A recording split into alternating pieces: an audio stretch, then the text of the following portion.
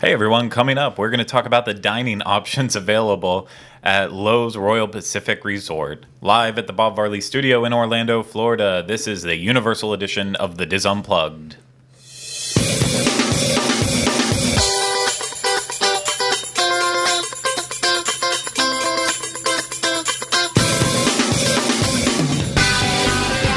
This is episode 92 of the Diz Unplugged Universal Edition.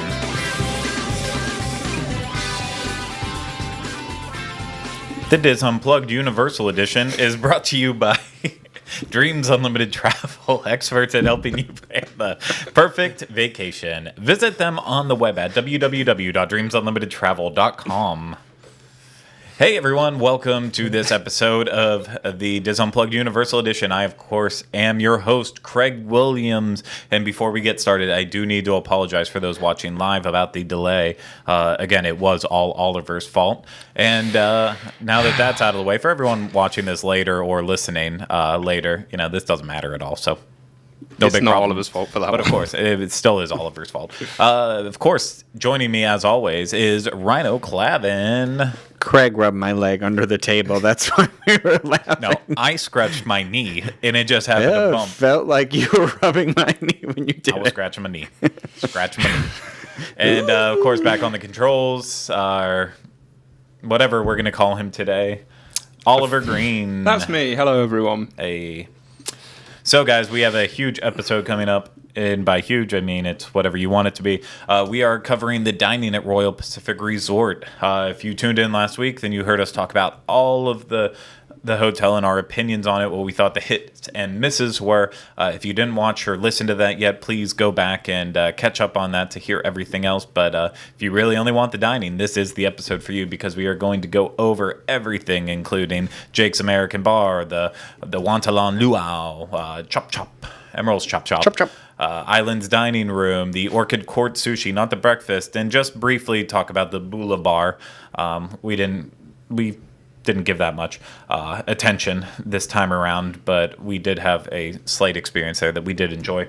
So yeah, we have all of that coming up, and hopefully we will do it as quick as possible because we are eager to get over to see the brand new hotel at Universal Orlando, Lowe's fifth hotel on site, Sapphire Falls, which has opened just a little while ago, and people are starting to get in their rooms, and we want to do the same thing too, but we will give this due diligence and the time and attention that it does deserve. So before we get too far into this, I am going to show Oliver's going to show it, but we're going to play just a little short video highlighting everything except the luau because Oliver put together a nice little video that we'll play at the end of this.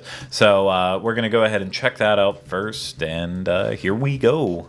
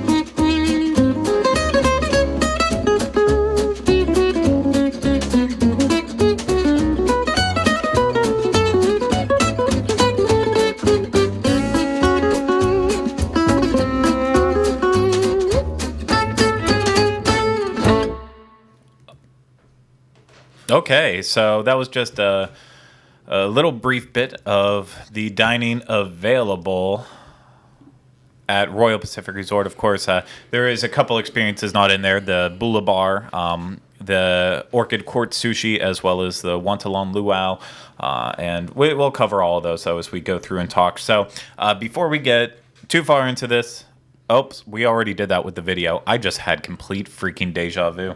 Yeah, I just tried to loop you were myself. groundhogging day. Yeah. Oops. Groundhogging day. Groundhog daying. Groundhogging it. Of course, I wrote it. I just copied and pasted it like 6 times in my notes, so that way I keep doing it over and over again. I want to start off talking about Jake's American Bar, which I think, last week on the show, I kind of said that dining overall at Royal Pacific was kind of a miss for me. I thought there was more not so great than actual good stuff. So, yeah, Jake's was definitely the highlight of all of that, though. Yeah, I would in say my that opinion. too. Yeah, So for sure. Let's kind of go over it all. So Jake's is a very casual full service restaurant, sit down, featuring. I don't want to say it's bar food because it's definitely not just bar food. Of course, they have burgers, sandwiches, stuff like that on there, but there is some more eloquent entrees that were also pretty delicious in terms of how food goes. So, Yeah. yeah. It was good. It was my favorite overall. Spoiler. Oh, there we go. It was very good. It was very good. It was. So the first thing that we did try there was, I believe, the pretzels. So Yeah, the pretzel Yeah. rods, as it were. yeah. Oh, there were only 2 in a basket? So Rhino, talk about the They pretzel were rods hefty for pretzel me, please. rods, though. The pretzel rods, they were pretzels in the rod shape, and I don't know how else to talk about them. They're good. They were soft. They weren't overly salty. I don't enjoy when pretzels are too salty. I think they were like just the right amount. They were like buttered a lot on top, and then they came with both a honey mustard and a cheese honey mustard sauce, and then also like a I want to say it was a beer battered. I can tell you right now in 1 second. It was a tangy mustard and then a 4-cheese porter fondue. I believe I enjoyed the honey mustard more than the fondue. You might have felt the same way, Yeah. Oliver, I think. I remember the sauces, both of the sauces being a big hit, and I enjoyed both of them. There's not a lot to say about it other than it was a very big, a very popular item with everyone, because I remember Very big they got polished off. There wasn't a single piece of pretzel left. I remember that. Yeah, I believe. I think we actually had 2 orders of them. We did. Maybe. Yeah, Yeah, we because did. in the video, there's another plate coming over. We had, and you preferred the cheese over at NBC. I did, yes. So that's Yeah. that's what kind of threw you for that. We also, in terms of appetizers here, we tried the crispy calamari, and that came with a chili lime glaze over it, and they were. I love calamari. It was good. Yeah, it was. It wasn't overly fishy. It was. It was crispy, and I like when they drizzle the sauce, that chili sauce on top, because I'm gonna put it in anyways. But I don't know. I like that as opposed to some calamaris come with like the club sauce. I like the sweet chili. Yeah, See- and the calamari, it wasn't the. It just wasn't. It wasn't chewy gross. or It wasn't whatever, chewy yeah. and gross. It was cooked well. That is literally what I was just about to say. When it was, because there's always going to be some chewiness to calamari. It's just the nature of the dish. But this wasn't. It's like they got it just right. What is calamari? It's octopus. Octopus. That's the one. So I couldn't remember. What, I think what you know fish. appetizers there. It was 7 for the rods and 12 for the cali. So overall, I mean the calamari was a little bit on the expensive side, but this is Loews Hotel. All of the restaurants at these places, they are a little bit on the pricier side, where I feel like Universal Dining overall is on the cheaper side compared to Disney. The hotel dining, I would say, is pretty much on par with Disney prices. Just some places you feel like you're not really getting value out of it. So let's talk about our entrees that we had here. Rhino, I believe you had the crab Crab cake. Am I pronouncing that right? Sandwich? Yes, I believe you are. That's the Maryland way of pronouncing it. I had a crab cake sandwich. I double checked the description. It said it came with an apple slaw and a basil tartare. Yeah. But I don't remember any apple flavored anything when I was eating this sandwich. I got it because I like when there's something like different like that on a menu. Just remind me again, was your meal served with a salad by any chance, right now? It was. It was. In it? fact, okay. the reason we know it was his because he had the only sandwich. Oh, Yeah. that's right. Okay, back to what you were saying. You gonna put a picture up for me? There you go. There it is. Look at that. I actually believe I subbed that. Well, your choices of sides when you order from the final approach area of the menu, which is what this was off of, are the ZTFF French fries, garden salad, fresh fruit, or sweet potato fries. And we'd been eating a lot, so I went with the salad. The inside of my bun was a little over toasted. Like they had it toasted so that, a crab cake is a little bit of a meat that has some juices that seep into stuff. Yeah. So the toasting of the bun was definitely necessary. However, mine, I remember, was a little blackened, so it was a little like just a smidge overdone. And the sandwich was good. It's not the best one I've had crab cake wise, and it was a little bland. And maybe I'm reading as of this menu, I'm thinking maybe it was because the slaw wasn't served with it. Okay. Well, Oliver, do you want to talk about what you had? I certainly do. I actually went with the meatloaf, and again, I think this was a favourite around the table. Bacon wrapped meatloaf, Bacon. to be precise. I didn't get to with try a it sweet 'cause potato puree, kale, and peach marmalade. It's almost like you're reading it, Craig. That's Yeah. amazing. You hailed it, so I was not able to try it. I did inhale it because if you look, the portion is very small. It's not a huge portion, which again, I'm not upset with that. The amount of food we were consuming, I was happy to see the slightly smaller portion. But no, it was very good. Absolutely everything on the plate was tasty. Yeah. I'm trying to stay away from this word, but honestly, I can't think of anything else to describe it. Please don't. It was because it was a succulent meatloaf. It was not dry at all. It's the only word you know to describe food. But with a meatloaf, you can't get away from it. That's going to be, there's nothing worse than a dry meatloaf, and it was not dry. It was the opposite of dry. Well, and it was also the opposite of expectations too, because when you think of meatloaf, I think of this like chunk of meat, loaf of meat. Like that's what meatloaf is generally presented as, and because it's dense, and that was the ironic part is you ordered what sounded like the most heavy of the meals, and yet yours was the most, I would say, elegant, like presented. It and was lighter on the lighter fare. No, it was the best thing, in my opinion, that we ate the entire time we were there. Except for, the sushi might have topped it, but Sushi was good. that's also, I don't think that's a fair battle. But yeah, the meatloaf was amazing. I had the beer braised short rib as recommended by our server, and it was with mashed potatoes, pearl onions in there, broccolini, au jus. It was good, but I wouldn't go around recommending it. I think I really loved it whenever I had it, and I was very, very hungry. And then upon later thinking about it, it was one of those things like, yeah, it was very good, but I've had short rib at a lot of places, and also it was the jealousy of not being the one to have the meatloaf that really played into it too. But I had a piece that was kind of it was more on the meatier side than less fat in there, and I'm actually weird. I really like a good fatty short rib whenever I have that, so I would get it again if the meatloaf wasn't on the menu. I would just put it that way.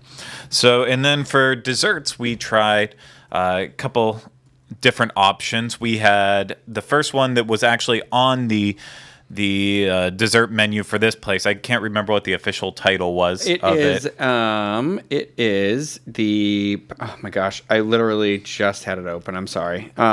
It's right here. It was a panini. That's it. Panini ice cream sandwich. Yeah, we had two actually panini ice cream sandwiches. The one we had was It was the. I think they were both peanut butter and jelly, but I don't like chocolate. That's right. Chocolate peanut butter and jelly. So I asked for them to do the white chocolate. Yeah, we did gelato. one regular and then one with white chocolate gelato. Yeah. Both were good. Yeah, I liked it because it was like, I always, again, like I like to try the different stuff because of, when we go somewhere, especially desserts, when it comes to desserts, if there's a unique type of desserts. And I thought paninis is a dessert. That was cool. I don't know. It didn't feel like it had maybe been finished because the bun itself, I think, could have been a little bit more toasted. Like, I don't think it had been pressed just as much as it should be. See, I know what you're saying, but I like that, and it's got like that gooey kind of texture to it still that it bun? had. Yeah, on the inside, the outside was crispy. The inside's fine, but was... the outside was like tough. I don't know. It was it was the kind of bun that they were using or something. But I mean, it's something that if we went and ate here again, I'm not saying I wouldn't order that, but I also see churro bread pudding on this menu Which we that didn't I get didn't to try. notice, so. Which I was disappointed in that because there's pumpkin cheesecake in a mason jar. Why weren't we eating that? Because instead of that, we actually kind of went off menu. Jake's also allows you to order desserts from Island's dining room because they share the same kitchen. So we were in a dessert mood. This was the first night, so this was before we were getting really tired of eating. So we were able to try one of the desserts from Island's, which worked out because we didn't want dessert whenever we ended up eating there later anyways. And it was this giant donut that had, I think it was bananas. If I could, No. yeah, or wasn't it caramel? It's pineapple. What are you pineapple. Oh yeah, yeah, pineapple. You want me to pull? I'll pull up that description too, because that was a weird. It was a giant pineapple donut, but here's the dinner menu. Let's see if we have desserts listed here. It is the golden pineapple. Nope, that is the wrong thing. It is a jumbo pineapple donut. It's literally what we kept calling it, just repeatedly. Okay, that's. But yeah, it's described as a homemade donut filled with pineapple cream, coconut, and pineapple cream and coconut ice cream on top of it. Yeah. Yeah, it's a big boy. It was a big boy. I actually remember it, like, out of the two desserts we got, this was not my favorite. This was actually it wasn't bad, but it was the secondary dessert. It wasn't the one I was reaching back for more of. I'm not a big, like, I don't know about you, but I'm not like a giant coconut pineapple person. Like, I like pineapple the fruit, like, straight up, I'll eat that for days, but I don't normally like it mixed in or like joined with other things. Like, I hate Hawaiian pizza, so. You're weird. Looking back on it, I think I enjoyed this dessert more than the other one, but this also came out even later than the paninis. So at that point, we were already done with both of those. We were done. So, but overall, Jake's, I think, we didn't really talk about the drinks. I tried the Jake's lager that they serve there, which is a solid beer. Rhino got a Scorpion Bowl filled with something. Not like a normal Scorpion Bowl. It was a strawberry mule, I think. So it was like it was a strawberry type of rum with a lime, and then it had the 151 or whatever it is, the alcohol that burns in the middle and served in the bowl or whatever. So it's not, if you're from Massachusetts, it's not like those delicious Scorpion Bowls, but it was a good drink. I enjoyed it very much. But I drank the whole thing and I didn't feel anything. But if I drank a whole Scorpion Bowl, you didn't choose the right drink to go into it. That was your fault. Well, so you can't blame them for that. It was overwhelming. So overall, I think Jake's is the highlight of dining at. If we were like down the road, we're staying in that hotel for whatever reason, this is the place I would be like, well, this is where we're gonna eat. Completely agree. I can't remember what I said we were going to talk about next. Sushi. Next, we are going to talk about the sushi, the Orchid Court Sushi Lounge, which opens up at night. Orchid Court serves like what's the type of breakfast whenever they're why can't I think of the name? Continental breakfast.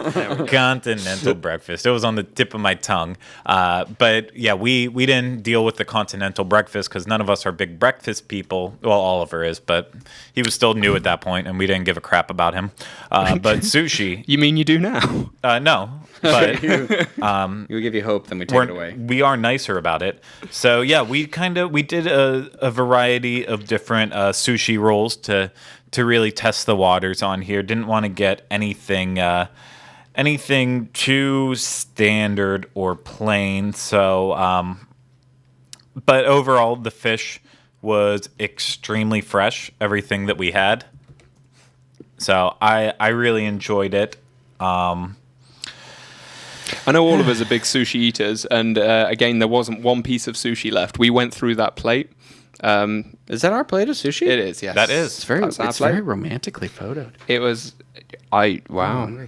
We got a Pacific roll that was tuna, salmon, whitefish, escolar, wrapped in the cucumber, which I was not really a fan of that. We had a cilantro roll, which that was tuna and some jalapeno spicy mayo. I did enjoy that. I like my sushi on the spicier side. The shrimp one that you had seen and will see again, if you're watching this right now, that was the Mexican roll with a shrimp popping out of it. That was Rhino's choice. I try not to go with anything shrimpy. And then we got a different selection of tuna and other pieces of nigiri. And overall, I really, really enjoyed the sushi here. Yeah, it was fresh. It was very fresh, especially for it's a small area. It's not like this is like a restaurant. It's more like a bar, just like a lobby bar. You could almost miss it if you didn't know what was there, because there's not a big entrance to it. It is like a lounge area that you kind of just stumble into that has like removable signage out the front. But what's cool too is that they were saying to us, and this is why I remember it because we were eating there right before this.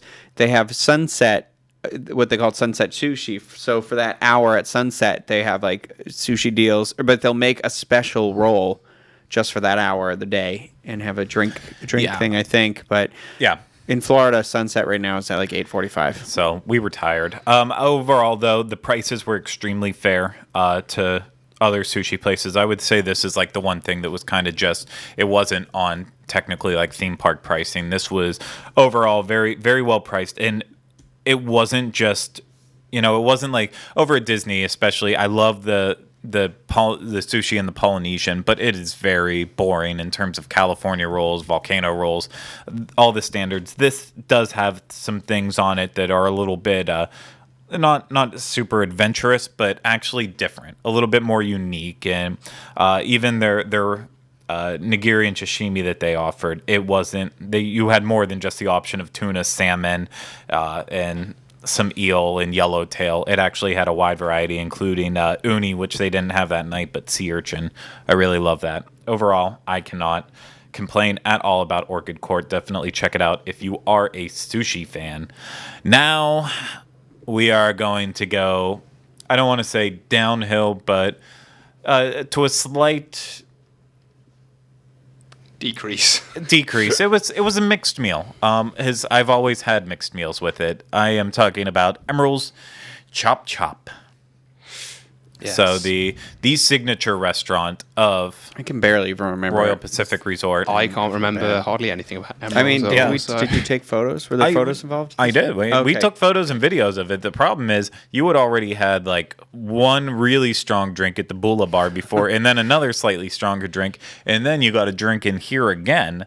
And Rhino is essentially a lightweight whenever it comes to drinking. So by the third drink, that's whenever he stops remembering details and just starts running his mouth. Paying attention. That's when it starts happening.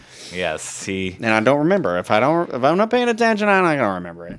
It was a couple of weeks ago as well. Bye. Yeah. Well, I remember the room. I remember being there. I remember dining. I just kind of don't remember anything else. I remember dessert a little bit, but when you say it, it'll all come. No, I absolutely 100% remember what I got. It just came back to me. You don't know? Wow. Okay. He's mouthing. He doesn't know. Oh. Oliver is, just so we know. Okay. Fantastic. So, I don't know what order you have anything in there. So, the first thing I'm going to start with was the appetizer that I did have, and that was the carnival cauliflower that was covered in a curry aioli with some macadamia nuts and a honey chili drizzle. This was fantastic. Purple cauliflower all the way. I tried this too. This was really good. I love that. That's like, I love when people experiment with cauliflower. Yeah. No, this was creative. It was delicious. I could have just had 2 plates of this and called it a night, Yeah. but I didn't. You didn't. We continued stepped to further down the to rabbit hole. eat on. Yes, we did. And Rhino, I can't remember who ordered this at our table. One of us did, but we had the Kahlua chicken egg rolls, which were served with the orange chili dipping sauce. I think it might have been like a group decision, because I know that I will try and order like egg rolls or like avocado rolls whenever those come up on a menu. I'm a big fan of those kind of things. So Yeah, I remember really enjoying these, and I can remember also very much enjoying the orange chili dipping sauce and wanting more of the dipping sauce. yeah, I agree. I was going to say, looking at that photo, I'm like, yeah, I remember like scraping that bowl for that sauce. Yes. Both of these were very good. In fact, I distinctly remember, and I don't remember much from it, but I distinctly remember the appetizers being worlds better than the main courses. Wow. So, Yeah. We'll get there, because I remembered my main course now. Well, we can get to the main course now, because that's kind of all we did. Rhino, you did a little bit of sushi for your main course. Yeah, and I feel like I can't remember what roll that is specifically though, but I do remember the fellow on the left over there. That is a misobi. Is that what it's called? Yeah. Because I'm trying to find the menu, but I can't. But Should've prepared. Eli makes this, and it's kind of like, it's gonna sound weird, but spam. It's a Hawaiian dish, and spam is like the food of Hawaii. Spam masubi. Yeah, and so they like fry the spam, and then it's put on a bed of rice, and then wrapped in seaweed. Eli does it like he wraps it like a burrito, seaweed burrito. Yeah. Which I really like that, because I really enjoy the taste of seaweed, and he uses the seasoning I really like.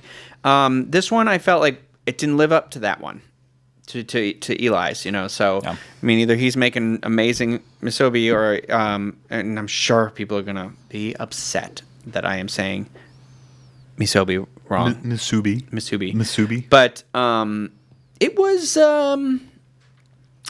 was okay. It wasn't very expensive though. It was like what, like $8 maybe.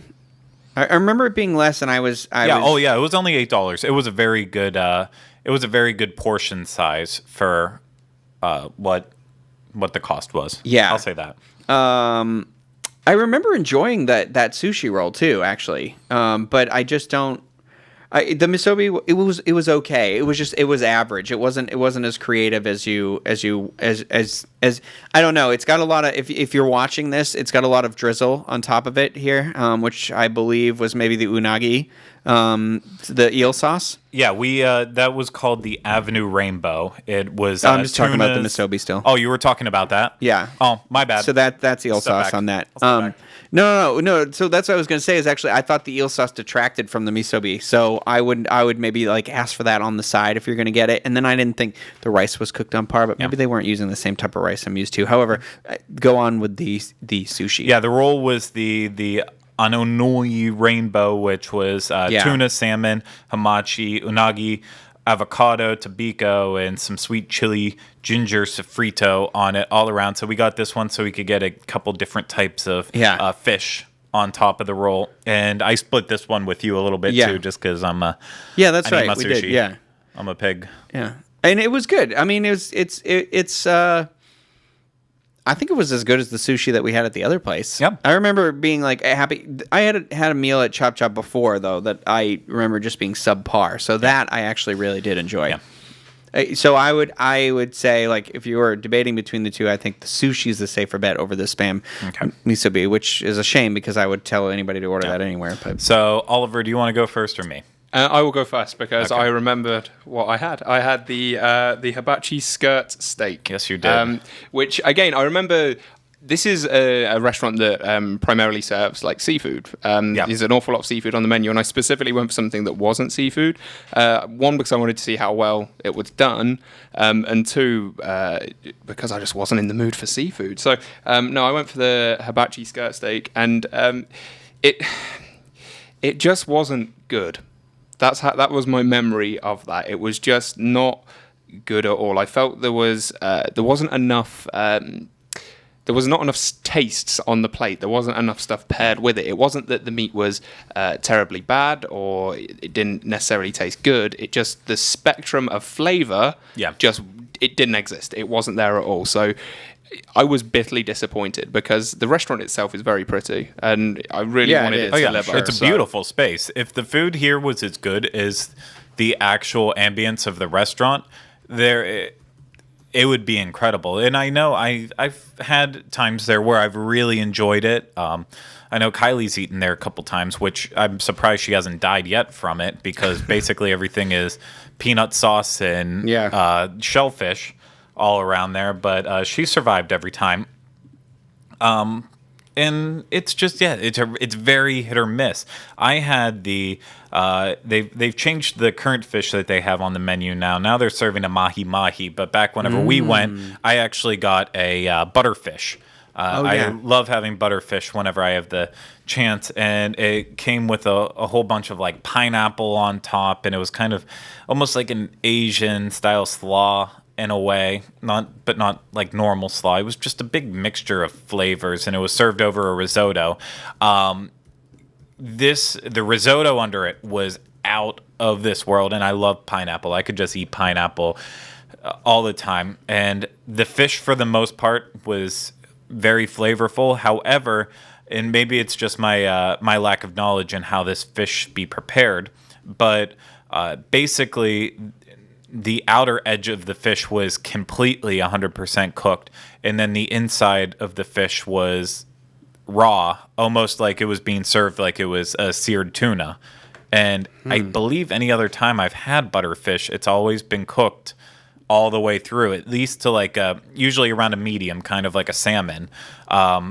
So while I enjoy raw fish, it didn't turn me off in that way, but it is very perplexing whenever you get this steaming hot dish, and especially the outside of the fish was hot, and then by the time you get in the middle, it was slightly cold. But you know, I still enjoyed all the flavors, just not sure if I really was a fan of the overall preparation of it. And then I've got to almost step a bit to the side on the dessert, just because that night I wasn't really feeling the options. But I know one of the dessert items that you guys helped to devour was a key lime tart. Oh God, yeah, I love key lime. Yeah, is that the key lime good tart? Story? Wow. That was the key lime tart.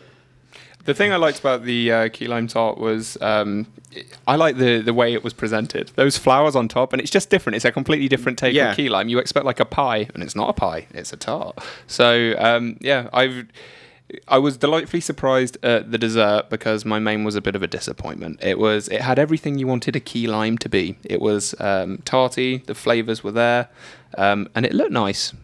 Yeah.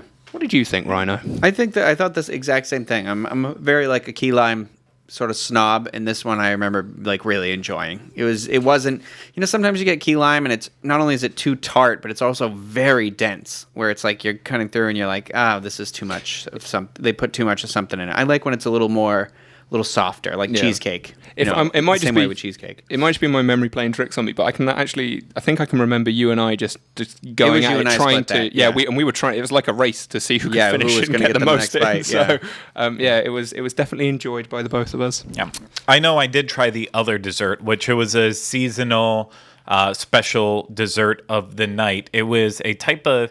It wasn't like a piece of pie per se, but it was strawberry flavored. There was edible flowers on top of it. It had this weird like chocolate swirl that came with it.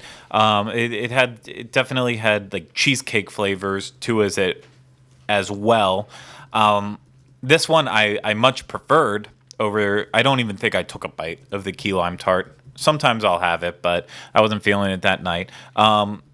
But I think one of the running consistent things of this restaurant is, for a signature restaurant, everything is just kind of plated sloppily. It almost there is some stuff that there's a little bit of finesse to it, but it seems like a lot of the things they just kind of slop it on a plate. Well, I'll say this about the restaurant too: is we went in around sunset, I want to say. So as the night was going on, it was just progressively getting darker to the point where I remember not even being able to read the menu. Like I remember it was so dark in there that I couldn't do we were dining with some other people, but even if I was going to try to do a vlog or anything like that on my phone, I wouldn't have been able to see it. No. And I remember that kind of turned me off just a little bit too. Yeah. I like to be able to see my food, otherwise I feel like I'm going to choke to death. Yeah. I know that's weird because it's in your mouth, you don't need to see it, but For the price, I think they need some improvement. I have enjoyed the drinks there whenever I've gone before. Again, those are on the upper end of like tiki drink prices as well. It's just weird that Emeril has two restaurants at Universal. One is a true signature outstanding dining experience, and the other is just slightly meh. it's kind of like they always forget he's got that one, you know? But I do enjoy the atmosphere and the design of Chop Chop. However, I think it might be getting to the point soon where it does need a revitalization, because at some point I feel like the restaurant's just going to get kind of outdated. Yeah. Almost start feeling very like late 90s, early 2000s, which would make sense because it was built in late 90s, early 2000s. Yeah, I said that already. Jeez, why am I? You are looping today. Looping. Looper. It's my fault for watching that movie. Remus Lupin right here. So, we'll just mention it before. Terrible Harry Potter joke. Sorry. It was an awful Harry Potter joke.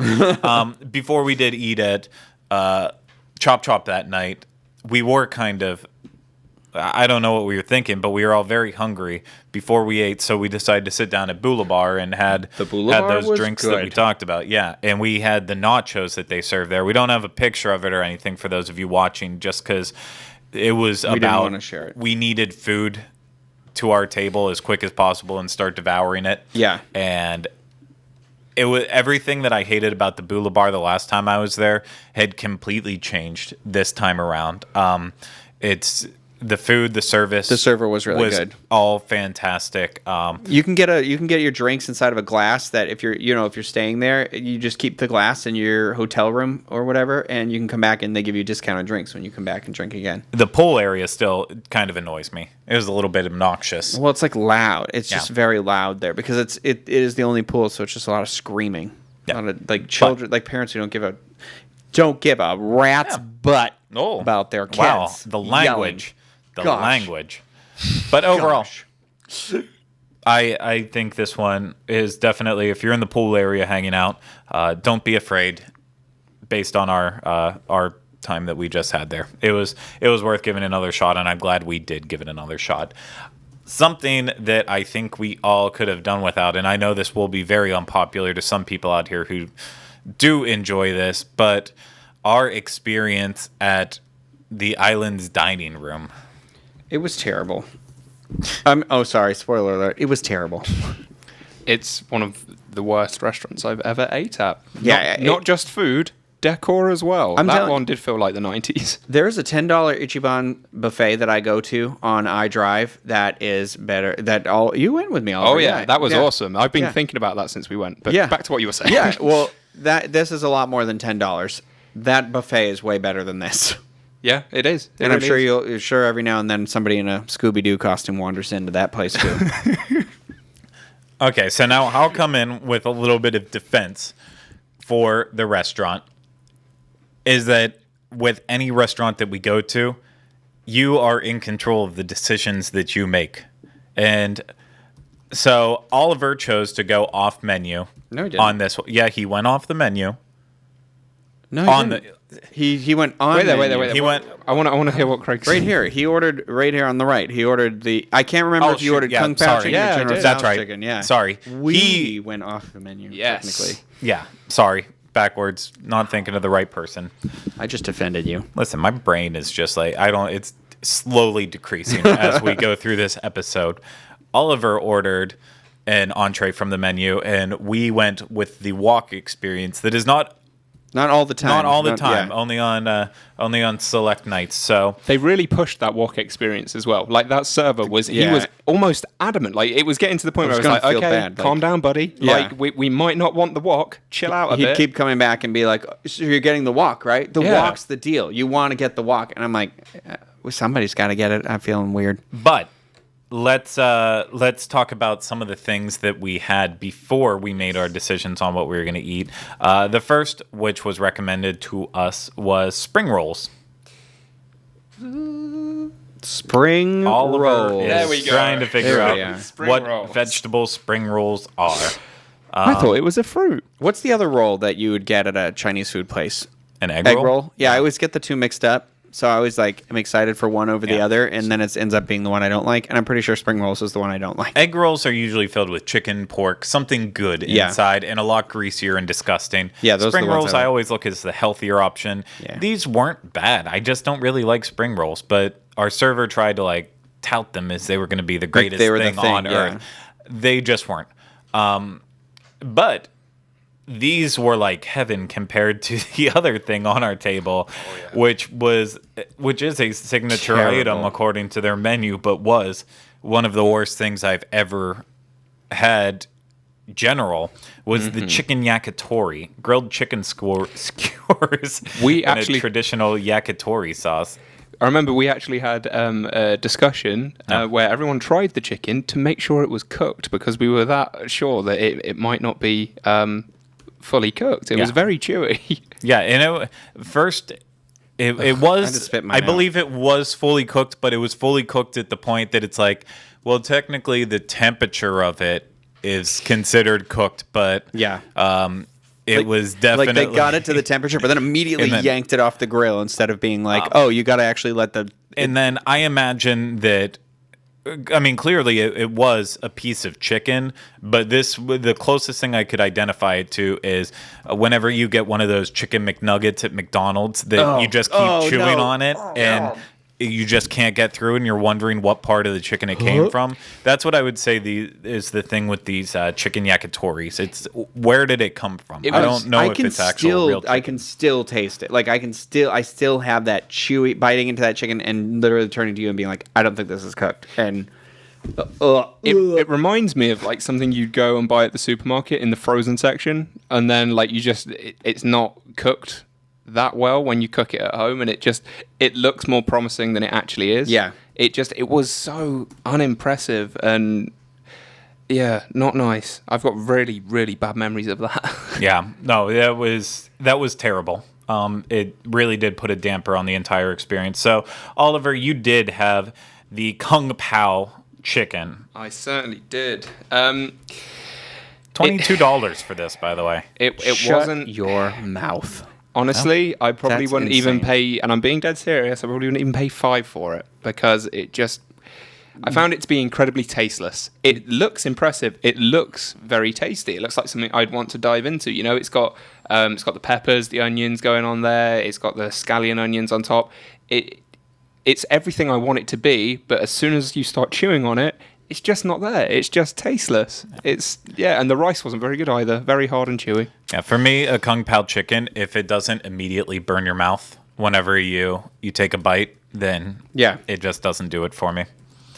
But yeah, Rhino and I enjoyed the walk experience. Well, I did. You enjoy it. I had one enjoyable experience with it, and then I had one not so enjoyable experience with it. But essentially, for those of you out there who are wondering what the walk experience is, basically it's the closest thing you can come to a buffet in a sit-down restaurant. So with the walk experience, you get an option of choose your own soups and salads, and by choose, you go up there and you literally make them yourself. You put in the ingredients that you want in them, and so all of this is kind of left up to the fates. If you, no, it really is. Like, so for my soup, whenever I had that, I was kind of leery about the ingredients that were around, so word I usage. dumped in as much jalapeno as I could, and I liked that ate soup all a the lot. soup. Yeah, You I did like enjoyed that it soup. because, I made it how I wanted it. Whereas I think you went with just a little bit of everything and you ended up being disappointed with yours. Yeah, I mean, mine looks really good. Do you have a photo of mine up there you can throw over No, this?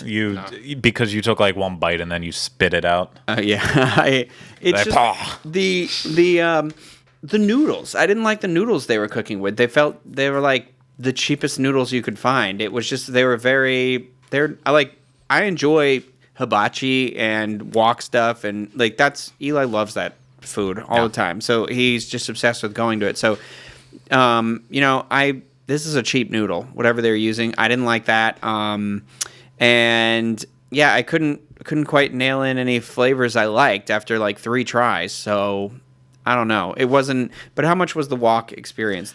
I don't remember. It was. I believe the wok experience was less. It was less than the Kung Pao. Yeah, chicken. it was only like $18. Yeah, That's still a hefty price though for what it is. It really is. Because If it you're was getting- unlimited. Yeah, I was gonna say if you and there was and that included like a salad, the salad bar. So I was like, you're getting kind of 2 things, and like I can see the price being reasonable, but I honestly I liked. I mean, the experience is fun of going up, selecting the thing. The guy was very nice. He can only cook 3 at a time. It's one guy, but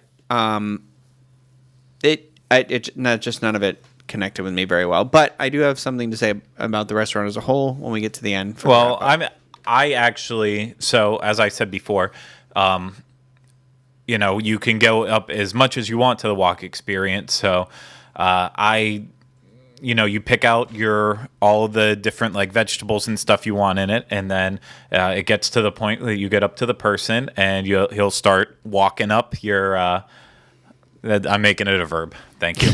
He starts walking up all of your vegetables. Sure if you said walking or walking. He starts walking up all your vegetables, and then that's whenever he asks you what type of meat you would like into it. You could get beef, you could get chicken, you could get shrimp. Do you want noodles or rice with it? And just cooking it there in front of you. You get to choose which sauce you want. And like, I believe you tried to go with a peanut sauce at one point in time that you were disappointed with. But there was plenty of options available, ranging, and you kind of had to make it your own. So like the first time I don't even remember which combinations I went with, but the first one I had, it was meh. It was so. They gave me a sauce. They said that it was spicy, but it ended up not being it. So then the next time around, I just kind of changed things up. I based it more by look, visually, and then the important part that I added at the end, I didn't know that I could get. I didn't know I could get a little bit of extra sriracha sauce on there. Mm-hmm. So I ended up going with the peanut sauce with beef, with a little bit of broccoli, and then sriracha on top of it. And had this not been like the last thing that was given to me, I probably would have devoured this over and over again. So, but I mean, I guess the next time you go in, if you were doing the wok experience the first time, next time go in, you might have a better idea of your plan of attack. Yeah. But for a first timer on it that wasn't super hungry even going into this, there was a lot up to risk. The whole restaurant itself is kind of uncomfortable because it's always dead. Yeah, that's what I was going to say. Is there are like several big sections of this restaurant. There's at least 2 on either side of the wok. Like the photo, if you're watching, that's just one section. There's a whole nother big section on the other side of that divider down the middle, and then there's a kids section off to the back, and then I think there's even another section. But that's it. That's all who was there is that one little section. And so it was weird. It had a weird vibe where it's clear like nobody likes us, which is so like maybe it's time that Lowe's rethemes that and makes that a new, like if they want to, if they remodeled the rooms, let's put a little bit more life into your food options and remodel that as well and make that something else. Did we talk about that this is a character dining experience as well? It can be, yeah, on select nights, and then breakfast. Yeah, we had the pleasure of that a dining happening experience. to us. Yeah. No, we got it, and the characters, they're not set in stone. They rotate between the characters that Universal has. So for our experience, we had Bart Simpson and Scooby-Doo. And Oliver was molested by Bart Simpson. He really wouldn't leave me alone. He was such touching. People think I wasn't being facetious with my word usage either. He literally was like molesting you. Well, you've seen in the touching video, him. And then he like followed you, and it was funny. Like he's watching you, but at the same time, it's like get out of here. But I guess that's their job. They have to interact with the 12 people in their restaurant at all times. Yeah. Yeah, I don't think he did a bad job with the experience. I'm just not big personally on the character dining, so that's why it wasn't for me. But if I was someone else, if I was a child, if there was children involved, like read the I room. could see that being I could see that being very popular. So I love Bart Simpson, so this was like a complete letdown that Bart was so over the top. Scooby-Doo didn't give 2 craps about him. I would have almost preferred just have a couple minions walk around and just leave it at the end of the day. Well, it's hard because these 2 characters separated by themselves. Like if you've just got Bart and you've just got Scooby, like they, other than being like a dog, they can't. These characters are all part of a team. So without another character, it's hard that they can be personified as who they are. So that was Bart's issue, I think, is because all I could think the whole time is like, how can you be Bart without speaking? Because Bart is a very mouthy child, and so it was a little off. That's all. Yeah. So yeah, of course I think I said it. They do have the character breakfast there as well. I don't know how breakfast is. I really should start eating breakfast. I think it's just normal breakfast. But regardless, we can't say breakfast. Breakfast might be great, and that might be why it's keeping it alive. It's true, yeah. For other meals, but dinner, I will not go back there willingly for a while. Oh no, I'll never go back there. Well, unless it's eventually we're going to have thing. to cover it again on my own. No, I will not go there. I would never say to my family, let's. If you're staying at the hotel, it's the bar upstairs, the sushi bar upstairs, or Jake's. Yeah. And then on Saturdays. Oh, God, we haven't even talked about this one yet. The final one that we go with is the Wonton Luau. And this is a special luau that happens kind of at the back of the hotel every Saturday, year-round. And so before we get too far into it, I believe Oliver has a video of it that we're going to play so you can get an idea of it. So let's go to that.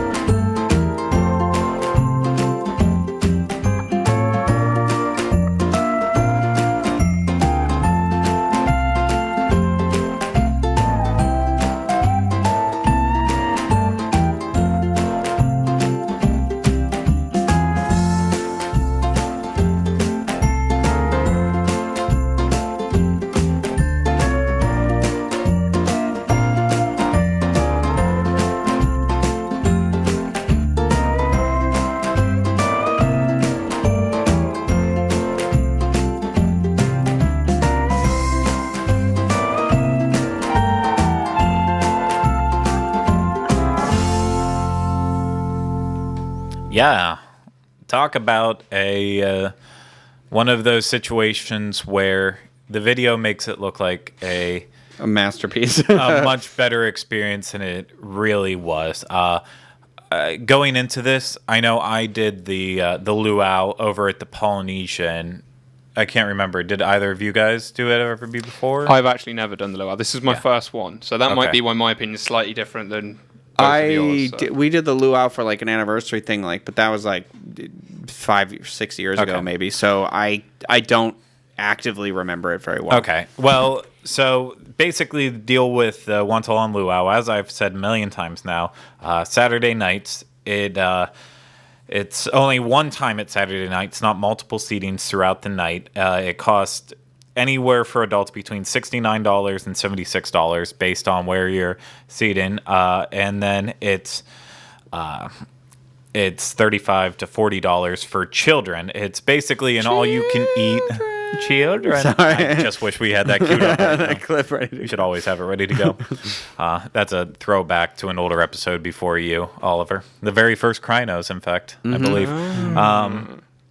But yeah, it's an all-you-can-eat buffet. That the mainstay of that is the roasted pig, complete with crazy pig head. That I wish you could just eat the head, but you're not allowed to. They have a guy that's terrifying. They have a guy that's carving it and putting the pulled pork in another pan. The one weird thing for me is it was not a very large pig, so I just kind of kept thinking, like, when are they going to bring out another pig? But literally, that one pig fed everyone there, which was kind of baffling. But hey, Yeah. when in Rome. And then other things they had there, they had like a salmon, which it's Pacific catch of the day, but let's be honest, it's always going to be salmon. Yeah, yeah. It's just so standard. There was different kind of steaks. There was some ahi tuna and a rice. It was all these weird like noodle kind of bowl setups or coming along with rice where they just had random crap thrown in there. And then it was also all you can drink, select beers, select wines, and then they had Mai Tais if you were looking for that. But the Mai Tais were brought to your table, whereas the beer and wine, you had to go to this little tiny bar in the back. Yeah. So that kind of explains everything. And then, of course, there is a luau show that does happen on a very, very tiny stage. It was just kind of funny. We walked in, having none of us done this one for the first time, doing this for the first time. We looked in it, we're like, well, where's it going to happen? Is it going to happen on this outside section? And Yeah. one of you pointed out, well, there's a stage down there. Do you think it happens there? And I just looking at it, it's like, no, it can't be because It can't possibly happen there. the one at the Polynesian is so large and so grand, and all the seating, the seating does go backwards, but there's more seating in a half circular pattern, so everyone has a pretty decent view. Whereas no, the stage was all the way down at one end of this kind of like pavilion gazebo, and then you just kept going further back and back and back, and that's where the difference in price comes. We were sitting so far back that it was difficult watching any of the show from our seats. Yeah. We could barely see anything, let alone over people's heads and with cell phones. That was I can't believe they have it set up like that. It's awful. It's just how we were sat at the table. It was like we had to turn around and our back had to face the table. So the tables are set up as if it was a family reunion. Like somebody had rented some space in the park and had put up the tables and was kind of like, you'll sit over here with Dorothy's kids. It was like a wedding. That's what it reminded me of. Yeah. Right? It was really modular. So I know I've never actually been to the To a wedding. I know. Someone will invite you someday. Don't worry. I've never been to the Polynesian luau, but I have been inside the building. It's a long story, but I've seen inside, even though I've never seen the live show, and that's much more inclusive. It's like in the round. It's almost welcoming and inviting you, whereas this isn't. It's so like, you're here, we're here, stay there. I don't like it. Agree. So in terms of the food, I thought there were some excellent things. The pulled pork, it really was excellent. It was very good pork. The salmon, I ate a lot of the salmon. There was like one of in the big serving bowls. There was one chicken one that we all thought it was going to be warm. Yeah. And then it was cold, and you go to put it in your mouth, you're just, like it just falls back out because you're like, I think this is supposed to be hot. I believe it's this one. This one here, is that correct? That might have been one of them. It was just, it's hard because everything was in a bowl, mushed together like that. It was a lot of like, here's a mixed thing, bunch of slop in the bowls. So some were good, some weren't, and the only way to really get at it is to just kind of test it yourself. And I hated that it wasn't all you can eat buffet in terms of getting up and getting it yourself, because again, with Polynesian, all this stuff is just brought to your table. It makes your life so easier. With this one, you're getting buffet lines all of a sudden because everyone's trying to rush over at the same time. It was very, very disorganized. I didn't like that because you could never settle either. You had to be, you were up getting the food, and then, it's a buffet, so you want to go more than, because you're going to try stuff that first time, but then you find the thing you like, you go back again, and then you come back, and sit back down, and then, it's just a lot. And then the alcohol, the beer and wine, that was in a separate area, but you had to also go up and wait for that, like you would in an open or like a cash bar or something like that. And so there was always a line for that because it was just one guy and one thing, and so they say all you can eat, all you can drink, but the drink part is really a joke because you're really only going to get. I think I only had one drink. I had maybe 3. Yeah. the entire time. Granted, we were working. I'm not counting the Mai Tai. Yeah. Well, yeah. But I mean, like, I got a thing. I mean it in a way where I'm like, I usually have a drink to taste something, and then I don't, I get another one or something like that. Yeah, no, I've gone to Hoop-de-Doo even with work things, and I'm able to put back like 9 or 10 glasses of sangria and stumble out. But with this one, it was like, 3. That's it. So very, very disappointing with that. And then they did have desserts there too. One of the desserts actually ran out. I can't remember which one it was, but that was so odd to me. Chocolate chip one. It had like chocolate chips on the top of it. Yeah, it was like a little small bite size with some chocolate pieces on top. I don't know. The desserts, they weren't bad. Weren't fantastic. Oh, I've got to step in there because these little beauties that you're about to see were amazing. You ate at least 7 of them. So many of these. These were a bread pudding. Yeah, so good. So good. Oh, loved them. I could have ate just those alone. I was actually very impressed with the food, but no, I could have ate just these by themselves. They were that good. I was such a big fan of these. Yeah. In fact, looking at the photo now, I kind of want to go back just to get some more.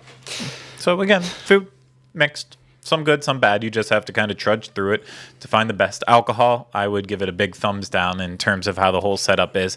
The Mai Tais were not good. The part you're paying for, the show, this was rough. Yeah. To say the least. So as much as I enjoy the food that you get over at Polynesian's Luau, the show there is horrendously awful. I hate the storyline. I don't even know if there was a story. If it's just random, like we're just showcasing random dances. They mix theirs in this just stupid storyline about one of the cousins going off to school, and it's just I hate it. I cannot say how bad that show is. It's especially whenever they have Hoop-de-Doo just right across the lake and through the trees that's happening, and that's so good. And then you have the Polynesian show.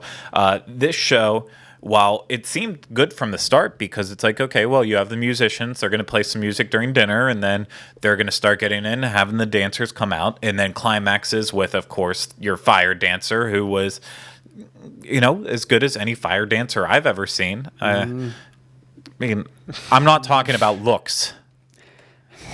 I'm talking about the act of fire dancing. You're right. I didn't hate it. It was the bearable. It was the only good part of the thing for me. I really enjoyed the fire dancing. Again, this is my first experience though. Yeah, that part of the show was very impressive, as were the girls when they came out in like their rainbow colored dancing. Very, very good. All of the dance portions are very impressive. That's what you want to see. Yeah, it's not that I was disappointed with. It was.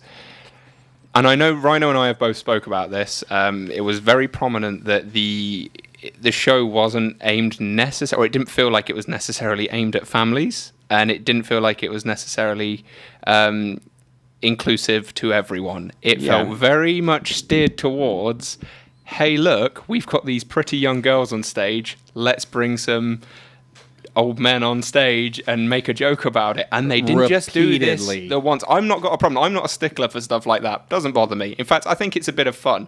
But throughout the whole show, to do it about 7 or 8 times, it was like, okay, I've seen this before. And then the joke was like, okay, well, we'll bring the guy up, and finally we brought the fire dancer out for this guy. Ha ha ha. That's funny because liking men is funny.